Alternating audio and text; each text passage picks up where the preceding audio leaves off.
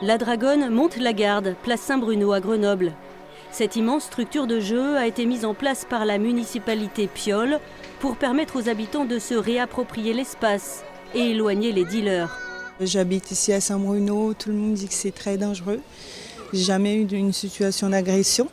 Après, c'est vrai qu'il y a la question du trafic, on voit même en journée.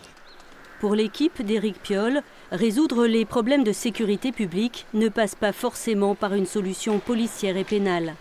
On oublie qu'en fait, les sociétés les plus violentes sont les sociétés les plus inégalitaires.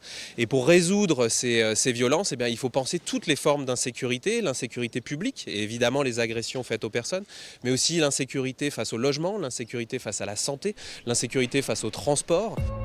Mais à Grenoble, le sentiment d'insécurité lié aux actes de délinquance est fort. On craint pour la sécurité de nos enfants, tu vois, des bagarres, des coups de feu partout. Il n'y a plus d'abord les vidéos, les malfrats le savent et donc automatiquement ils font ce qu'ils veulent. Les principaux candidats d'opposition pour les municipales prônent donc plus de fermeté et proposent de développer la vidéosurveillance et d'armer la police municipale. Et on a un vrai sujet. Donc il ne s'agit pas pour moi de promettre aux Grenoblois que dans 6 ans, lorsque j'aurai fini mon mandat, il n'y aura plus de trafic de drogue et plus de délinquance à Grenoble. Non. Par contre, on sait qu'il faut baisser de 2-3 crans la tension, parce qu'à un moment, on le voit partout, tout le temps, les dealers, l'insécurité, les petites incivilités, la délinquance quotidienne, impunie. Tout ça est insupportable pour les Grenoblois, comme dans beaucoup d'autres lieux en France.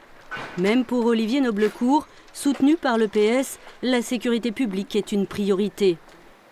Je rétablirai les conditions du droit à la sécurité dans tous les quartiers de la ville et je ne serai pas un maire qui regarde ailleurs ou qui va chercher des excuses face à la situation d'un certain nombre de territoires ou de zones qui ne sont pas, j'y habite dans les quartiers populaires, des zones de non-droit décrites d'une manière parfois totalement caricaturale, mais qui sont des zones dans lesquelles le maire actuel assume que la police municipale ne puisse pas aller, ça n'est pas acceptable.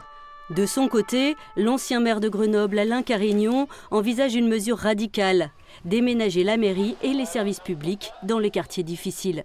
On expulse les dealers condamnés des HLM et nous-mêmes, services municipaux, élus, on s'installe dans les quartiers de façon à rétablir la mixité d'usage.